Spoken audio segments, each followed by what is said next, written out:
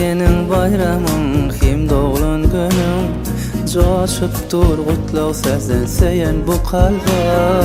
Güneşin gün nurunu açılan gülüm, sana soğudum şanıma kutlaw aydımı. Ömürlü kalba yere